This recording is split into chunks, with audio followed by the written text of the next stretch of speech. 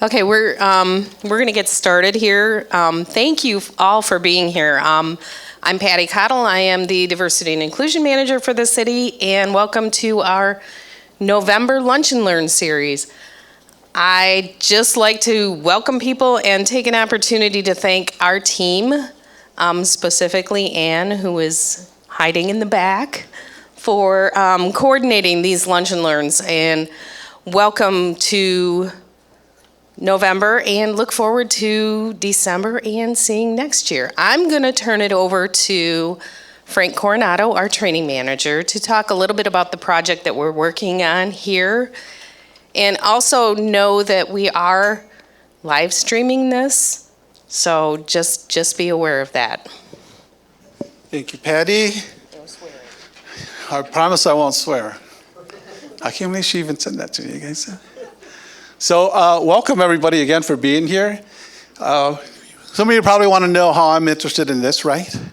So a lot of people don't know this about me, but I'm actually Native American. I'm not actually Hispanic. Hispanic actually is just a government term, so you guys know. There are no Hispanics outside the United States, okay? That's all started when the census started. That's what they categorize people at. So how I'm starting, Patty, myself, and Lynn Bardwell, who's on the CRC committee, have been working with Dr. Ogren and Alex Forest on the Mounds Project since this fall, I believe. So we're working on, they're gonna tell you more about that, but that's how I got involved in it, because one of the things I do, I like to run, and I run out by my Millennium Park in the park out of the county there. And really made me mad when I saw an oil well actually working not too far from the mound. It's literally probably, would you say that far, Stephanie, to the window? Maybe closer? So I was really agitated by that. And when I was asked to work on this project, I just jumped on it because it's something really close to my heart, because it's part of my culture. And so I was so good. So we're working on this. We've been working on this, like I said, since fall. Really loving what's happening. And Patty just told me, or told us, I said earlier today, before this started, that the oil well is going to be shut down. And this DEQ, Department of Environmental Quality, is going to be working on shutting it down and cleaning it up. So that's a great thing for us. So I don't have to see that when I run anymore. Because again, that really agitates me. I promise I wouldn't swear, so there. That's as close as you're going to get to it. So let me introduce our guests so they can talk more about the mounds. Dr. Stephanie Ogren is here from the Grand Rapids Public Museum. She attended Central Michigan University, where she received a Bachelor of Science in Biology and a Master of Science in Aquatic Scientist. She completed her PhD at Michigan Tech University in Restoration Ecology. She has worked for Senior Aquatic Biologist for Native American tribes for 15 years, developing water quality programs and working with threatened species. So now you see her background and why she's such a part of this. Our next guest is Dr. Alex Forest. He's not a doctor yet, but he's working on it. Alex has 14 years working in museum, archives, libraries in Michigan and Colorado. He's earned his bachelor's degree in history from Kalamazoo College and master's degree in public history from Colorado State University, where he specialized in museum and archival studies. Some of the things he's been working on is that he worked on some of the collections is the Civil War. And you're all gonna like this one, Thank You Beer, because this is a beer city, correct? And the current one that he put together is called Toys, and that's currently at the Grand Rapids Public Museum, right, Alex? Thank you. So I'm going to turn it over to these beautiful gentlemen, ladies, and let them talk about this, right? Thanks, Frank. Thank you.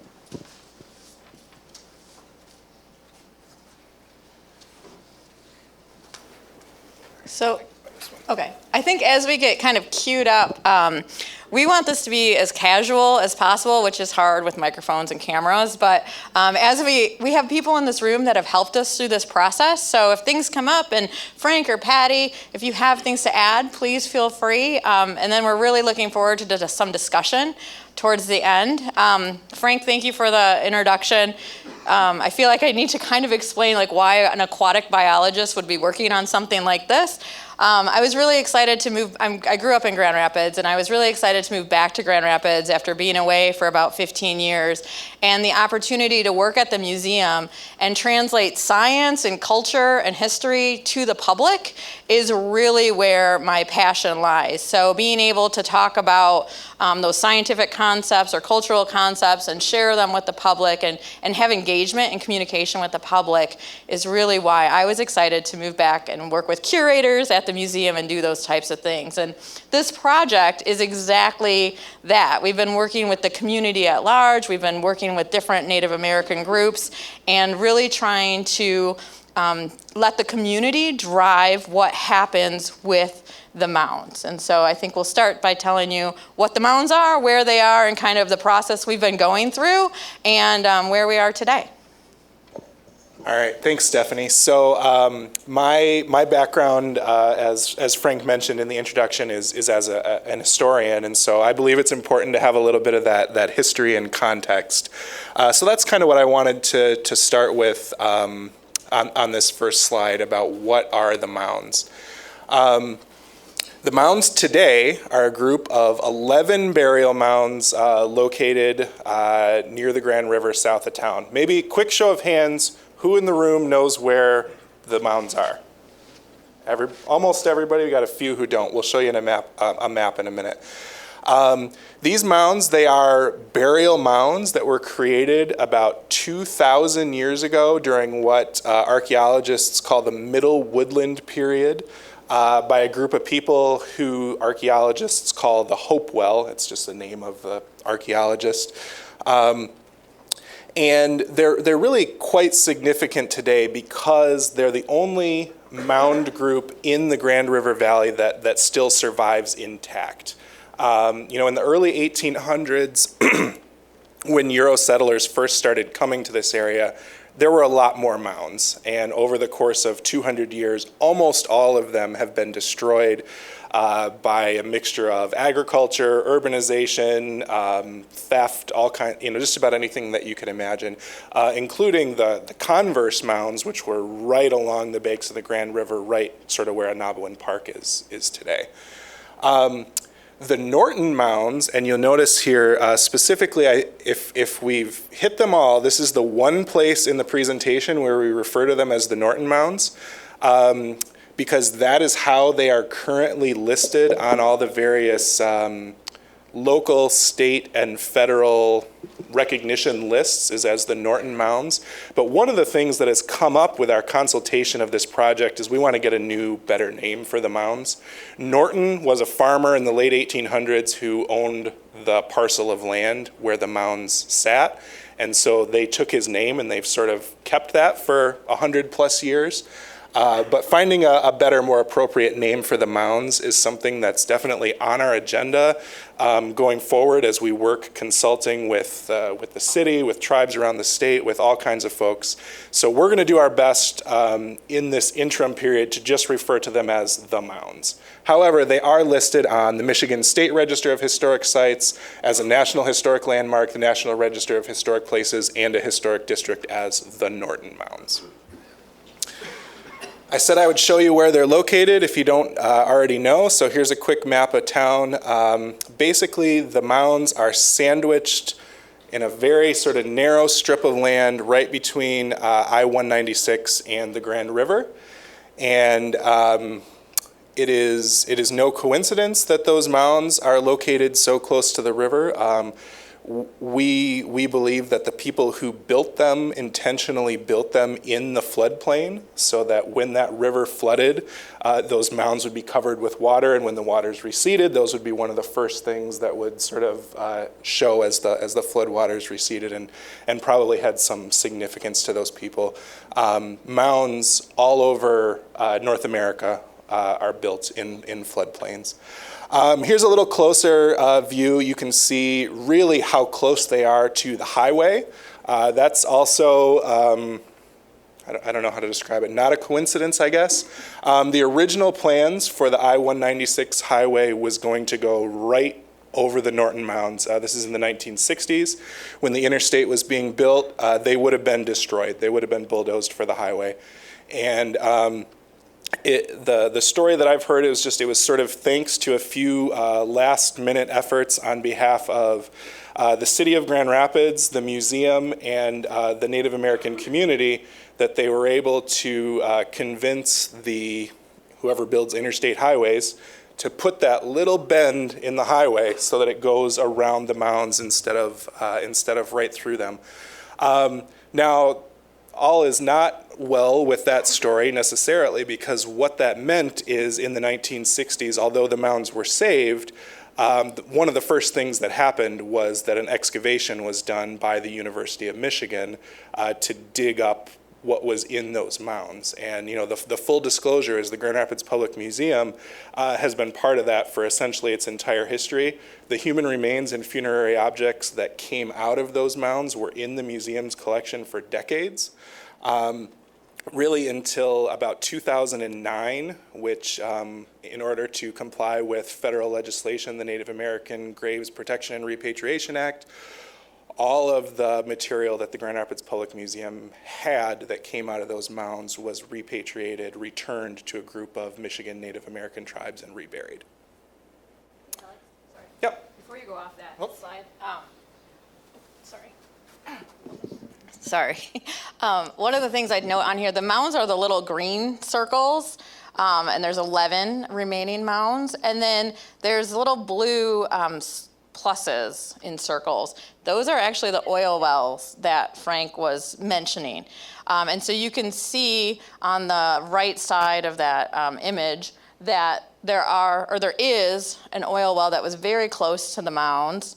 And that is the one that the city has worked to decommission. So we're really excited about that process. The other thing I would note on here is that that area, there's a gravel pit lake, and that is an area right adjacent to one of the mounds. And that's one of the mounds that we're going to talk about as we move forward. And here's actually just a photograph of what the mound site looks like. This was taken last year, but right about this time of year, so it gives you an idea of what the mounds look like. There, if you have ever been out there, they are impressive. I mean, they're huge earthworks that are, even 2,000 years after they were built, pretty impressive. All right, Stephanie, I think this is you. So we just wanted to talk a little bit about why the museum is involved in this process and how we landed in the position that we're in right now. And so we've been the stewards of the mounds since 1936. The land where the mounds are located is actually owned by the city of Grand Rapids, but through a lease agreement with the city, the museum is the steward of that property. So we don't own the property, just like we don't own the property where the Grand Rapids Public Museum Van Andel Center is either, but we're the steward of that property. So it's a very unique arrangement. And we've been lucky enough to work with the Community Relations Commission recently and historically to gather and publish information about the mounds. A lot of the work was done prior to myself and prior to Alex being at the museum. And 2 reports came out of that initial work. And we have both of them here, but they're also both available online. And these reports really show, they're very weighty, but they show exactly what's out at the mounds, the history of the mounds, and talk about some of the issues that we're facing currently at the mounds and give recommendations for how to be better stewards of the mounds. Recently, within the past 3 years, the museum has really taken this back up in partnership with the CRC and made it a priority to start to implement some of the priorities that were listed in those reports. And so there's 2 kind of tracks that we're on. We're on a short-term track, which is implement some of the published recommendations in consultation with the community and specifically with the Native American community. And then also work towards a new plan, which Patty mentioned, that looks at future storytelling, future interpretation, either at the museum or at the mounds, all based on the feedback that we get as we're working with the community on this site. And so we're trying to be very deliberate and going through a very lengthy process of consultation to really let the community tell us how to be stewards of those mounds. These are just the reports. Yeah, just the covers of the two reports. One thing, I don't know if any of you knew Deb Muller. I know Frank and Patty probably did, Levi. Deb was an employee at the Public Museum and was instrumental in pulling together all the data that goes into these reports and informs the recommendations that we're talking about with folks all over the state. And so I just wanted to mention that. So you don't have to read these gigantic reports. We've kind of distilled down the top 3 priorities and then some information that we've gathered from our recent conversations. But the priorities that came out of those reports is that Mound N is in immediate danger from erosion based on its proximity to that gravel pit or lake. So Mound N is the mound that's closest to the lake, and it is eroding into the lake, which obviously could cause some future problems. Overall, the site is not completely secure. There is fencing up, but the fencing is not full. There's holes in the fencing. There's some issues with the fencing. And then there's large trees, as you saw from that picture, there's large trees that have grown on and around the mounds. And when those trees are uprooted by wind, they have the potential to expose objects that are underneath the earth there. And so the integrity of those mounds could be compromised based on the trees that have grown up there. And then through our talks and consultation with the Native American community, we've really tried to start to think about updating our Anishinabe exhibit at the Grand Rapids Public Museum through this process. So our exhibit was put together and opened in 1994, and a lot has happened in the tribal community since 1994. And so that exhibit also deserves some attention, and hopefully through this process and gathering a community of people that are interested in the mounds and stewardship and really telling the story of West Michigan and natives in West Michigan, we'll be able to move towards updates in that exhibit. So the museum's taken on the process of meaningful consultation, and with that, we've been looking to build a community of interested people to really provide stewardship for the mounds. And we want to keep that community of interested people informed as we move through this process. So we've been doing a lot of mailings, a lot of emails, and a lot of meetings, face-to-face, one-on-one meetings. So we've met with the United Tribes of Michigan, which all 12 federally recognized tribes have a seat at that table, and gave basically a very similar presentation to them and received a lot of feedback. And that's a lot of the tribal chairs and vice chairs are at those meetings. We've also met with MACPRA, which is a group of all the tribal historic preservation officers, and that stands for the Michigan Anishinabe Cultural Preservation and Repatriation Alliance, and I had to write notes because I always get it wrong. But we met with MACPRA and had a really great conversation about this process, and they really gave us some insight as to how we should move forward and some suggestions that we've added into our planning process. We've also been working with the Grand River Band of Ottawa Indians, and we've met with their tribal council, and we've gone out to the site with them numerous times. And then we've hosted community meetings and worked with the CRC through this entire process. So I just want to reiterate, Stephanie's described the process of consultation, but sort of what we believe at the museum is that this is the only way to address a project like this. And it's taken some getting used to, at least for me personally. It's not the way that you might think of doing a project. You put out an RFP, you get some bids, you choose one, you do the work. It's not like that. but it's a much better way to do this type of project, to build consensus and to build a group of interested people who will continue to support the work and be really engaged in it. So it's been a lot of work, but we think that it's paying off and it will continue to pay off. Oh, is this me? Okay. So one thing that we are excited to be able to share at this point is based on the recommendations from the reports discussed with all those groups mentioned, we have gotten a consensus on one of those recommendations, and that's number one on this slide, which is stabilizing of Mound N. And we're actually really excited to be able to start that work this coming spring when the weather starts getting nice again.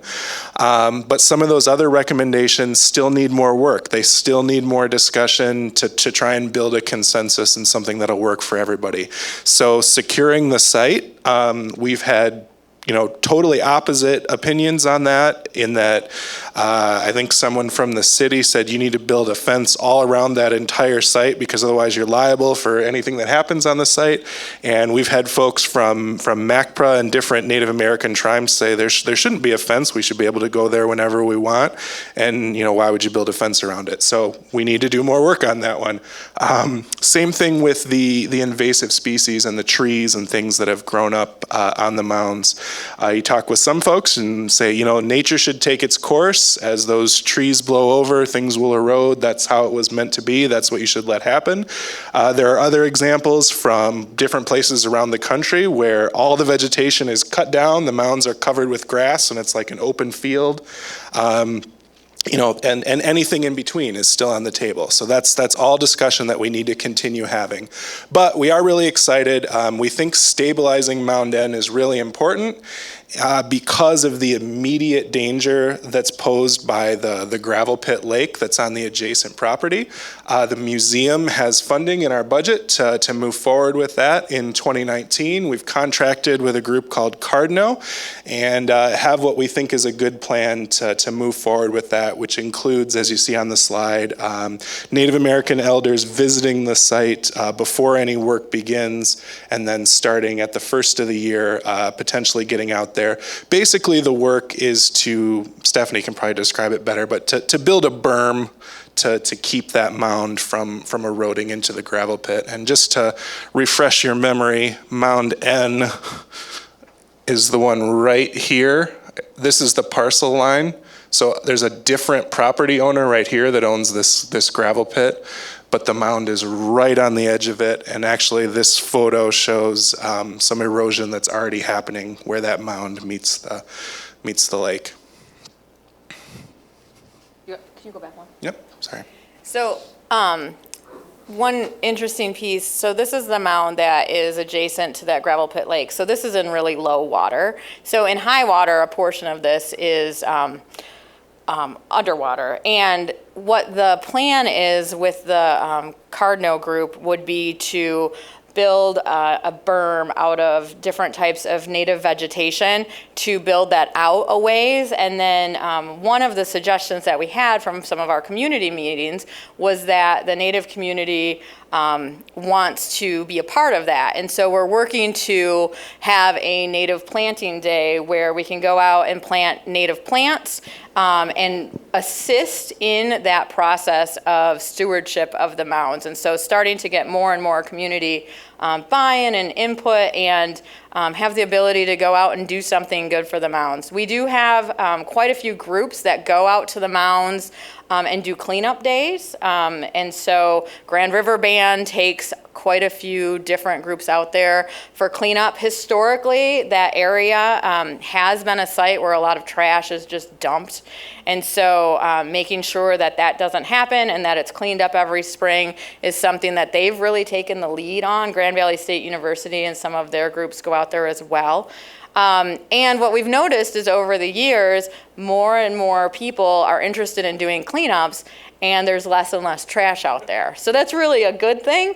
But I think it shows that the people that know about the site and know that it's a sacred site, really having that word out there is assisting in not having there be as much trash when Frank's out on his run. And so looking at all of those community partnerships to build a group of people that really want to steward this site is important to us. Another thing that was noted in a few of the slides, one of the recommendations that came out of the group of tribal historic preservation officers and that MACPRA group was that we needed to have consultation with tribal elders as we went through this process. And so anytime that we as the museum need to go out to the site, even when we take our contractors out there, we reach out to a tribal elder and ask them to go with us to the site, and we make sure that they are informed in all steps of the process.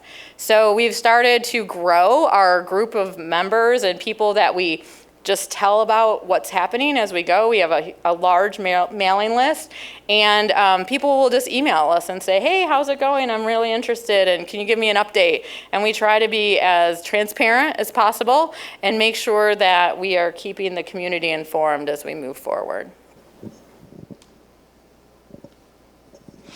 All right, so we do hope that we can have a bit of a discussion. Does anyone have comments or questions or anything that they want to share? You know, I'm really glad you're not going to call them Norton Mounds because, you know, it's So are the name we. of a farmer. And I'll tell you, while you're doing that, why don't you quit calling them the Hopwells too, because that was the name of a farmer in Indiana.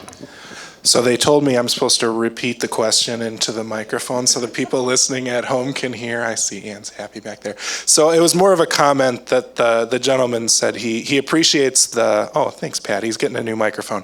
Appreciates the changing the name, basically, that just reflected a Euro landowner. And likewise, in the archaeological field, calling them the Hopewell people is just named after another Euro archaeologist. So we can try and avoid that as well.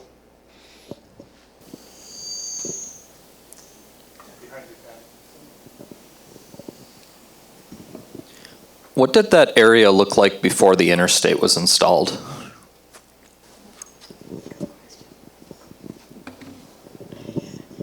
I don't know.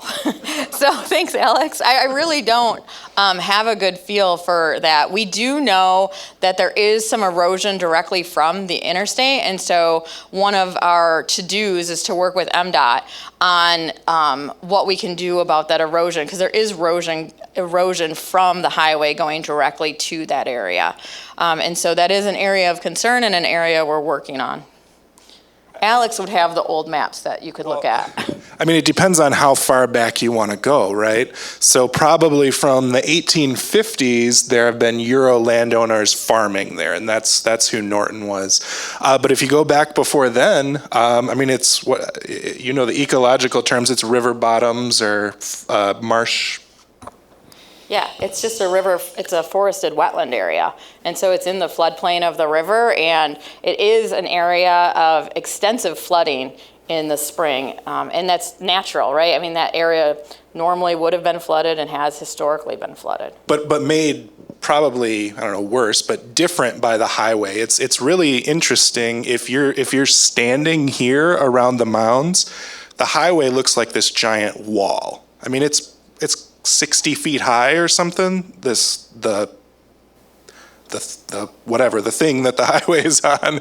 And I mean, you can hear the huge trucks going by. There's debris and runoff and salt and everything coming off the highway. And so one of the really impactful things that has come out of our site visits is, yeah, we need to talk with MDOT about what they can do to help too.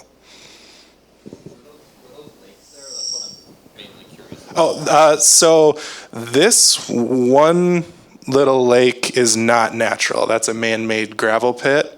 Are the Millennium Park lakes natural? Does anybody know? No? So those are all man-made as well. So it's all areas that would have flooded seasonally along the river. But no, that lake is not natural. And the ponds on the other side of the highway are industrial as well. So those are not natural. Yeah.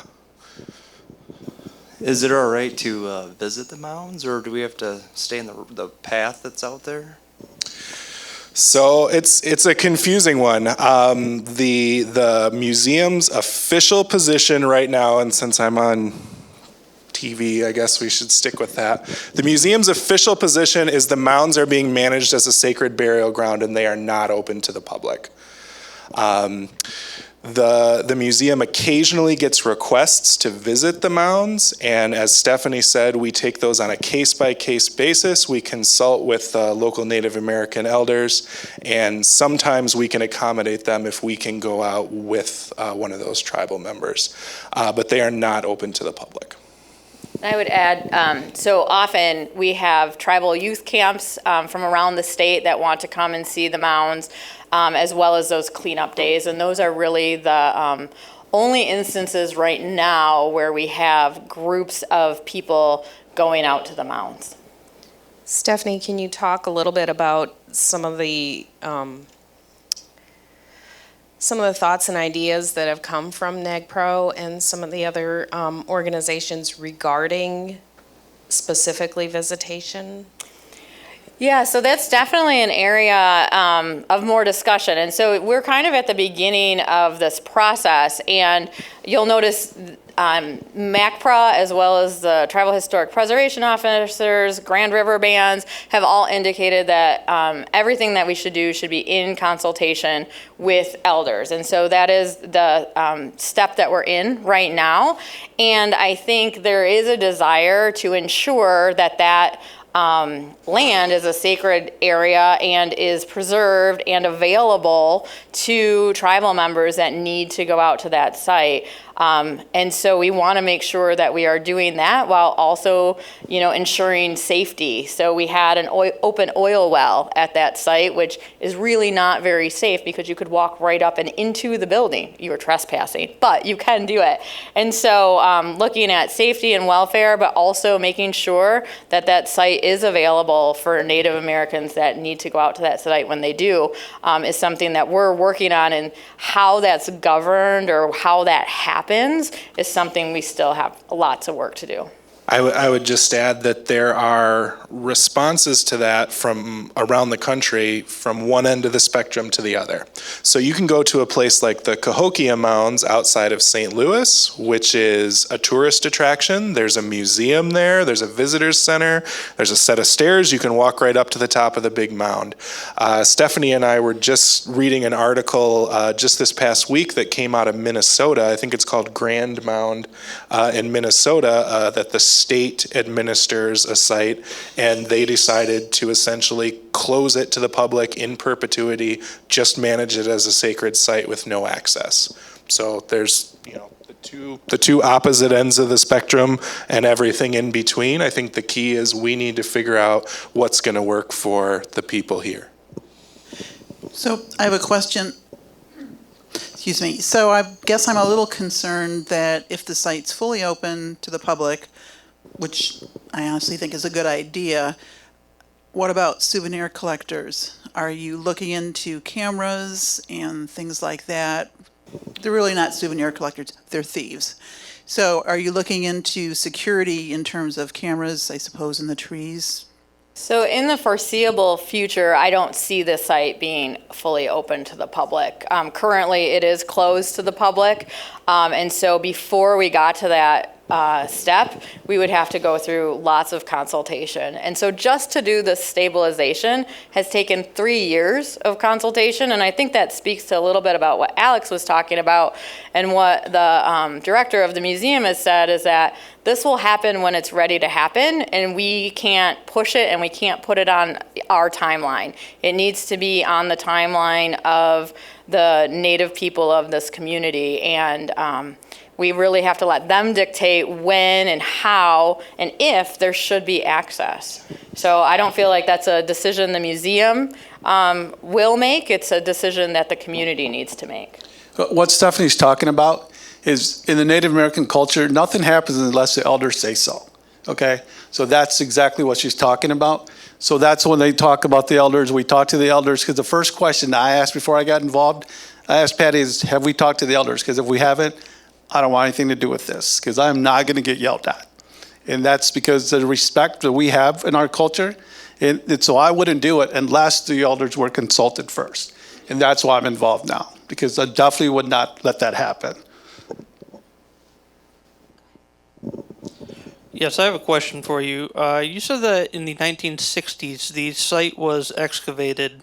Now, do you know, are there any remains still out there and any artifacts still out there, or have they pretty much all been cleaned and taken to the museum?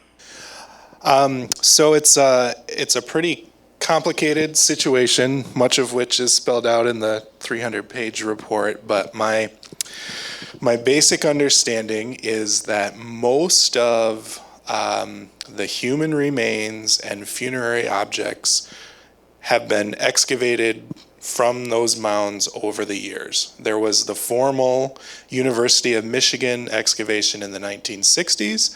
There were also amateur excavations in the 1920s and all the way back to the 1870s. And there have also been the souvenir seekers over 100+ years that you mentioned. The conclusions of that, and I'm sorry, to finish that thought, all of that material, if it did come to the Grand Rapids Public Museum, it has been repatriated and reburied by the tribes, not at that site, at a different site. The authors of that report believe that there are some of the mounds that have not been excavated. So some are still intact. And I'd say if there were other objects that we did not receive at the museum, I don't know the status of those. But we know at the Grand Rapids Public Museum, all remains from the mounds have been repatriated or given back to the tribes. And it's this federal legislation, the Native American Graves Protection and Repatriation Act, it's too complicated to get into here. But what, if people are watching, or what you guys might think is there might be something in the museum that's labeled as a Hopewell thing, from that time period and from that place. What the museum repatriated in 2009 was what are called human remains and associated funerary objects. There are other remnants and things of that culture that somebody might find, an arrowhead or an axe head or a piece of pottery or something like that, that doesn't have anything to do, at least as far as we know, with a sacred or ceremonial site. Maybe it's found by a creek or where a village site or where a midden was or something like that. So I don't want people to necessarily get confused if there's a 2,000-year-old arrowhead that you might see at the museum. To the best of our knowledge and complying with that federal legislation, the human remains and funerary objects have all been repatriated. Can you speak to the history of the people who were buried there and if there's any descendants in the area still today? Oh boy, it depends on who you ask. We spent a lot of time lately with Ron Yob, who is the tribal chairman of the Grand River Bands of Ottawa Indians. And he tells a great story. I won't be able to tell it as good as he does, and it's much more impactful when you're out tramping around through the poison ivy with Ron. But what he believes is that the people who were buried there have been in the ground for a long, long time, and the trees and the animals have taken up pieces of them. And Ron, when he goes out there, if he hunts squirrel or rabbit or deer and then he eats it, they're now part of him as well. So he believes that he and his people have a connection to the people who lived around the Grand River Valley 2,000 years ago. If you ask an archaeologist from the University of Michigan who might do some DNA testing, they might have a different answer. But one of the things that the museum has done a lot of through the NAGPRA process of returning these items from the museum's collection is different lines of evidence all have to be weighed equally. So the evidence that an archaeologist might bring has a certain weight to it, but so does the oral traditions or stories of the people from this place. So there's no straightforward answer. If there's some sort of connection, there has to be. That's what I believe, anyways.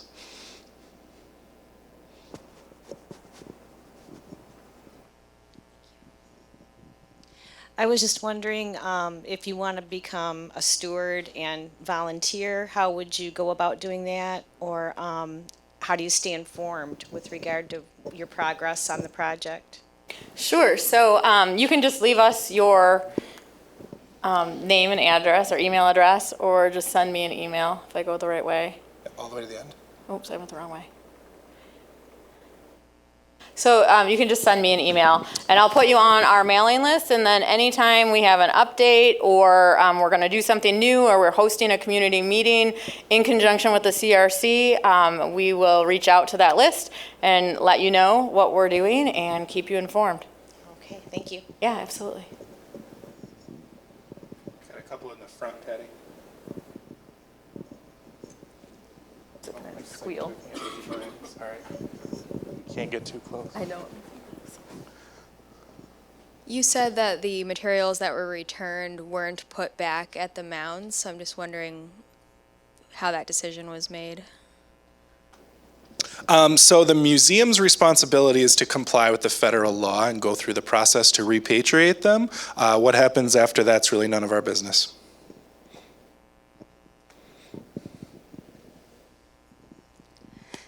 Could you talk a little bit about the process? If you had lived at that time and had a relative that passed away, can you talk a little bit about that process and what some of the funerary objects might be?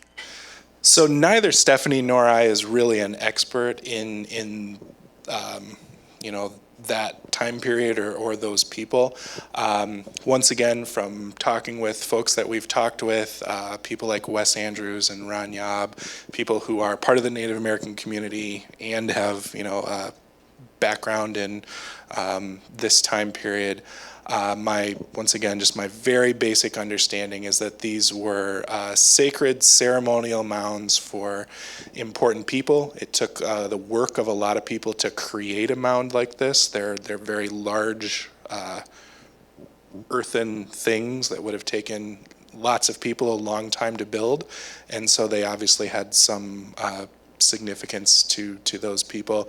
Likewise, we also know that they would have been buried with objects that they considered to be important, and the objects that have come out of mounds like these and others show the sophistication and the reach of trade, especially, that the people 2,000 years ago had, because out of mounds in places like Michigan and Ohio and Indiana, you find obsidian from volcanoes out west. You find shells from the Gulf Coast of Mexico. You find all of these types of objects that speak to what they call like a trade sphere. So that's about the extent of my knowledge.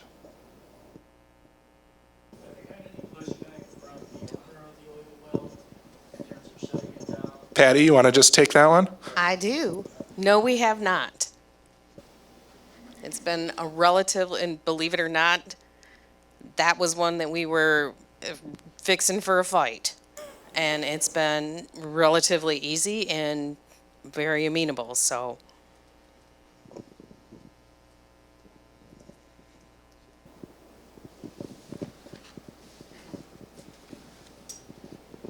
Thanks for letting me have another question.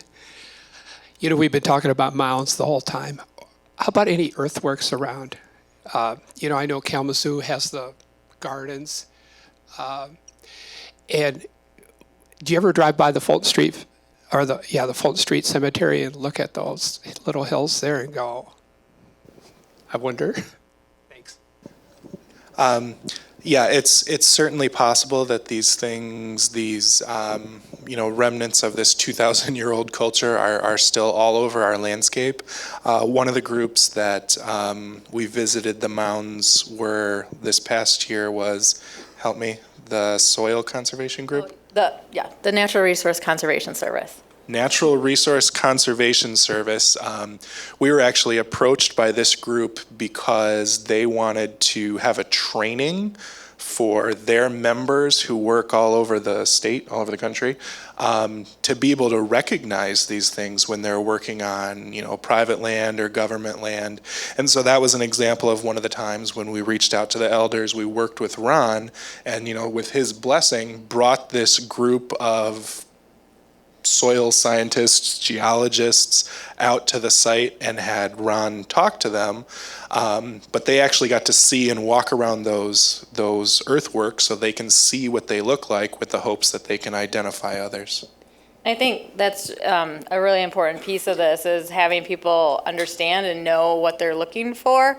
Neither Alex or I, are historians of that era, but the Forest Service, when they do work up north, the Fish and Wildlife Service, the Natural Resource Conservation Service, they always have a responsibility to work with tribal historic preservation officers as well as state historic preservation officers and survey the site for these types of earthworks. So NRCS coming out was really important. So when they're working with farmers on land easements and conservation practices, they can make sure that if they see something that looks like this, they can flag it and then move forward with the correct process.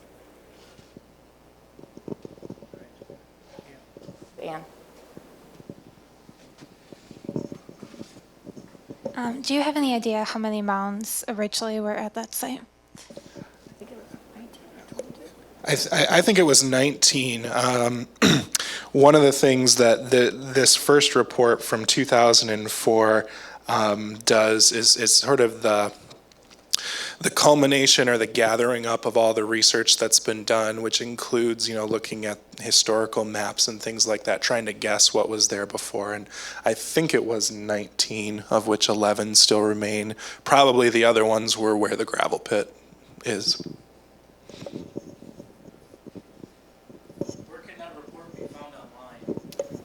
It's part of the museum's collection database. So if you go to the collections website and Can pull it up real quick. Okay, yeah, Alex will get it for you. And you can also send me an email and I can send you a direct link. I was going to say, Stephanie, we can send an email out with the link Oh, great. to everybody that's signed up. I'm saying we, and Anne can do that. I will send that out. So I think kind of as we're wrapping up, I'd be remiss if we talked a lot about stories and information that people have shared with us. And so I would just like to publicly thank all of those people that have helped us get to this point and have been willing to share their stories and their beliefs and really their views on the stewardship and how we should move forward, and then we can then share them with you. So we look forward to continuing these conversations over the next years, I'm sure. But we're really excited to have some concrete work going on this spring, which I think really shows progress and commitment of the city and the museum to making sure that these mounds stay as they are in perpetuity. Oh, we got one more question. Hold up, hold up. Hold your applause. Hi, sorry, one more quick question. We know the site that you guys are talking about has the mounds in it, but have there ever been other mounds found in the Grand Rapids area that's not related to this site? There are other mounds from this same cultural group of people who lived here about 2,000 years ago. I know there were some right along the Grand River downtown. I believe there were others. The unique thing about these mounds are they're the only ones that still remain that we know of. Okay, thank you, Stephanie. Thank you, Alex. Can we thank Stephanie and Alex? And